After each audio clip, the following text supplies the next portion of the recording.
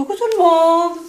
Alors on se retrouve aujourd'hui pour une petite carte conseil de l'oracle de Brocéliande. Je vous l'ai fait la présentation il n'y a pas très longtemps et je vous avais promis un tirage pas prédictif avec celui-là, mais plutôt un... Allez, on va apprendre à le connaître un peu mieux. On va tirer une carte pour avoir un conseil, hein, pour votre mois de septembre, un petit conseil. Alors, je vais vous proposer... Allez, on va faire un... Soyons fous, on va faire un choix de 3 cartes. Et puis, vous allez pouvoir faire votre choix. Alors, je vais voir si je peux le battre en poker, celui-là. J'aime bien battre les cartes en poker. Je n'ai pas encore testé. Ça se fait, mais bon, c'est pas folichon parce que elles sont assez souples, les cartes quand même. Elles sont pas trop fines, hein, mais voilà, j'ai peur de les abîmer quand même. Donc je préfère les battre, voilà, plutôt comme ça. Allez, on y va y aller. Je coupe et on va prendre la première carte.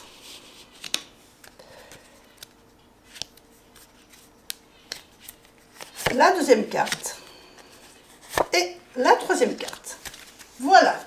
Je vous laisse choisir donc première carte, deuxième carte, troisième carte. Et puis, on attaque tout de suite avec la première carte pour connaître votre message. La première carte, on a le Val sans retour. La carte numéro 16. Donc, le Val sans retour. Je vais vous donner un peu déjà la description de la carte. Et ensuite, je vous donnerai le message, le petit message qu'il y a derrière au niveau de l'inspiration. Et puis aussi de l'interprétation du conseil. Le Val sans retour, ou Val périlleux, est situé à Teorentuck. C'est une magnifique vallée creusée dans la roche de pourpre et comme pour être le domaine de la fée est connu pour être le domaine de la fée Morgane, l'enchanteresse demi-sœur du roi Arthur et élève de Merlin. Morgane ayant surpris son bien-aimé, le beau chevalier Guillaumard, avec une autre jeune femme, aurait pétrifié les deux amants sur la crête du Val.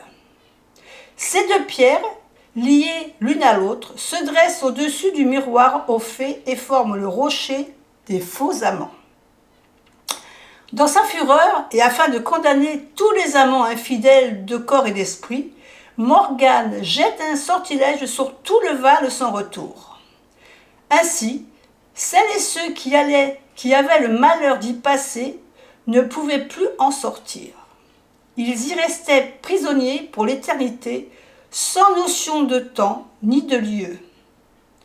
Leur longue captivité ne leur semblant durer qu'un bref moment. Jalonné de plaisir, Lancelot, chevalier chaleureux et fidèle à son serment d'amour, aurait rompu le charme grâce à ses qualités et à un anneau magique offert par la fée Viviane.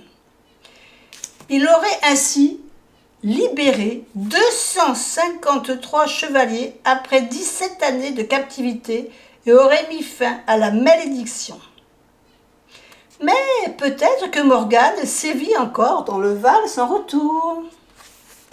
Donc voilà un peu l'explication de la carte du Val sans retour. Et maintenant, si vous faites du journaling, je vais vous donner quelques questions. À qui êtes-vous infidèle? Qui trahissez-vous? Quelqu'un de votre entourage ou vous-même? Vous autorisez-vous à exprimer ce que vous ressentez? Maintenant, au niveau introspectif, être loyal, c'est être fidèle à ses engagements et à ses principes, les respecter. C'est aussi exprimer ce que vous ressentez en étant honnête et direct. C'est tenir vos promesses et ne pas parler en mal des autres dans leur dos ou les défendre lorsque c'est nécessaire. En vous respectant ainsi vous-même et en respectant les autres, vous démontrerez que vous êtes digne de confiance et développerez votre sens de l'honneur. Maintenant, je vais vous donner la petite phrase inspirante ou la petite phrase conseil. Je t'invite à honorer tes engagements. N'abandonne pas ton chemin pour l'éclat trompeur du chemin d'à côté. Voilà pour ceux qui ont choisi la première carte. On se retrouve pour la seconde carte. Et la seconde carte, on a la carte numéro 30, la harpe. Alors, voyons ce que nous dit la harpe.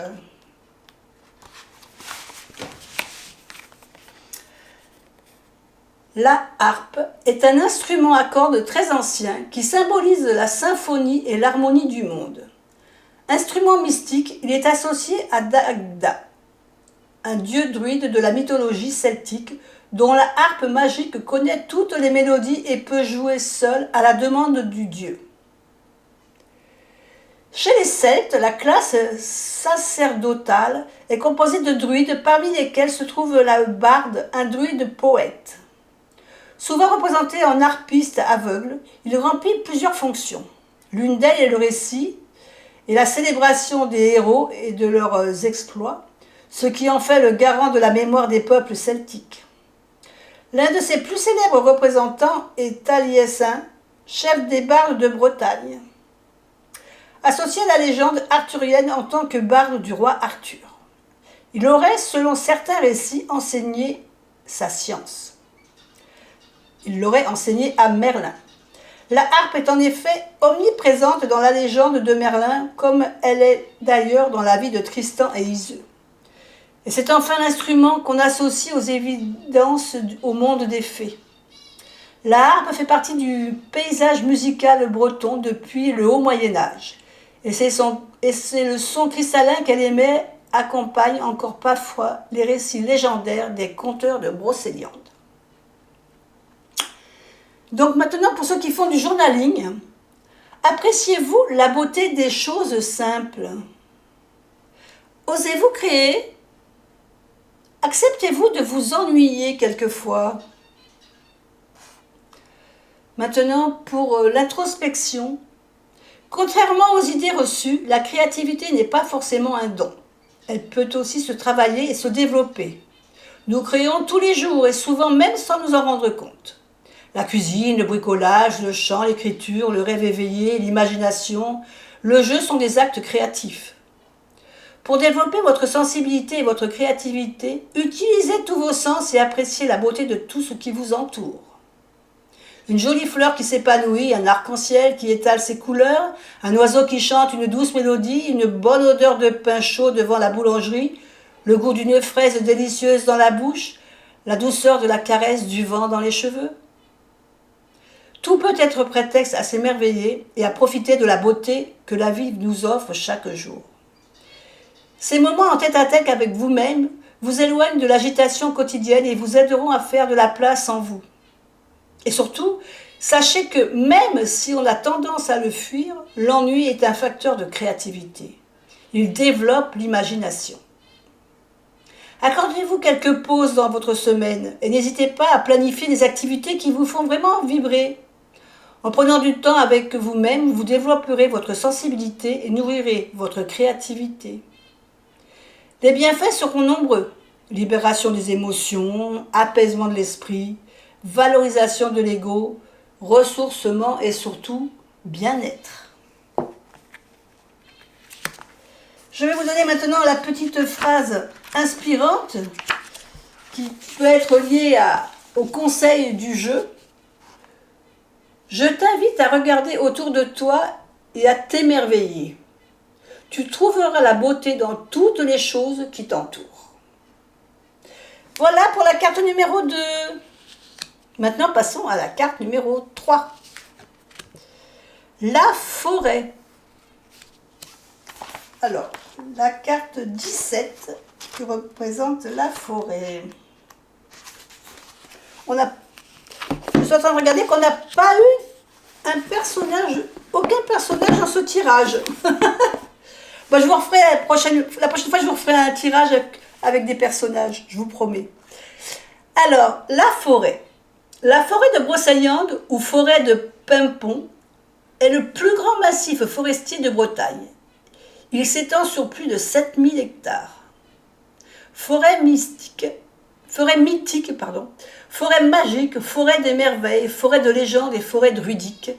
Brocéliande, autrefois appelée Brécilien ou Bréchélian, est un écrin de nature composé d'arbres remarquables où l'on rencontre une incroyable diversité de paysages.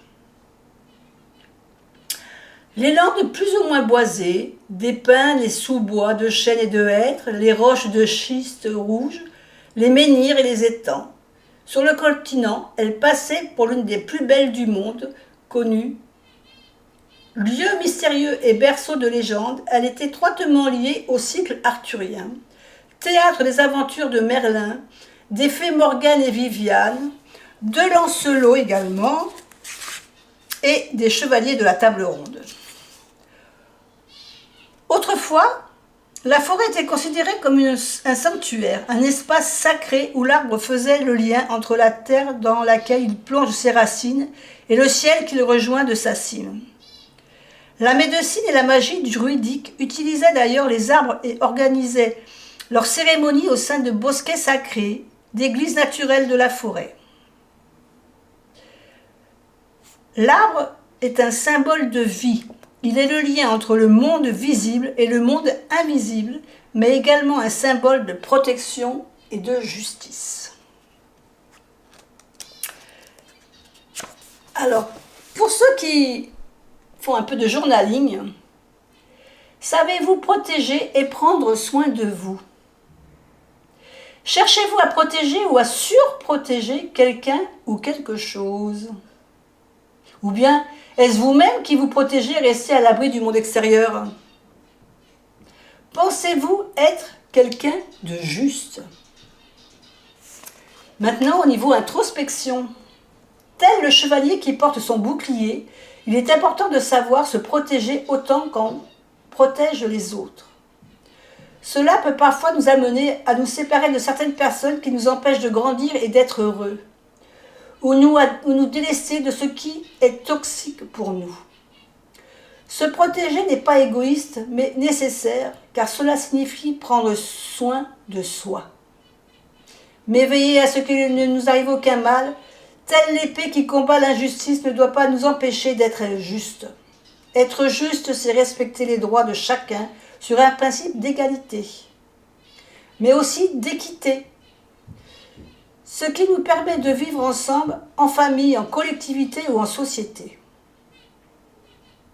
En développant vos valeurs de protection et de justice, vous développerez des relations harmonieuses avec les autres, mais aussi avec vous-même. Vous trouverez le bon équilibre pour mieux avancer. Maintenant, la petite phrase, l'inspiration ou la phrase conseil. Je t'invite à te rappeler qu'il existe un lieu dans ton cœur où tu seras toujours en sécurité. Voilà le petit message de l'oracle de Brocéliande. Et puis la prochaine fois, je vous ferai avant la fin du mois un autre tirage. Et on se penchera peut-être plus sur les personnages cette fois-ci.